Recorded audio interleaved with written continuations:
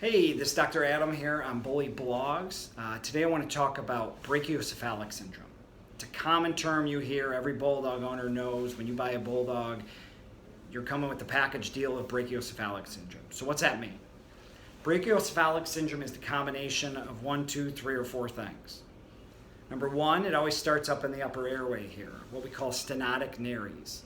So when air enters, most Bulldogs are obligate nasal breathers, meaning they breathe through their nose as opposed to their mouth.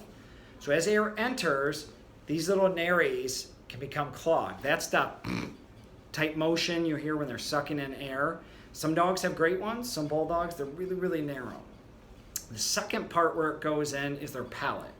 So the Bulldogs where it's the motion and you hear them in the room, and I hear them up in the waiting room before they even get there, that's the palate, their soft palate in the back. And a lot of times in Bulldogs, that palate becomes elongated and almost touches where their larynx is. And the larynx is the opening and closing to the trachea. So if that's flapping in the way, it makes it difficult for air to get in there.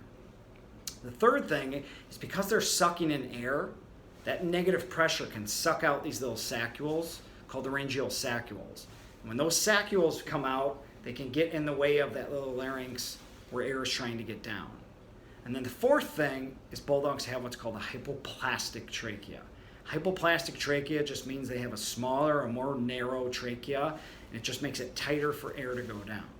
So some Bulldogs have all 4 of these, extreme. Some Bulldogs have none or a milder degree of it. So when we have those, if it's affecting their quality of life, i.e. it's difficult for them to go up the stairs, sleeping at night, they're just loud. Can we address those? Yeah. 3 of the 4 we can address, I want to say easily, fairly easily. First one with the nares, we can use a little laser where we take off a portion of that and open up that airway. So when air is entering, it makes it easier to passively go through. With that same laser, the palate, whatever excessive soft tissue they have back there, we can resect some of that with a laser. And then those little saccules that come out, we can resect that with a laser as well.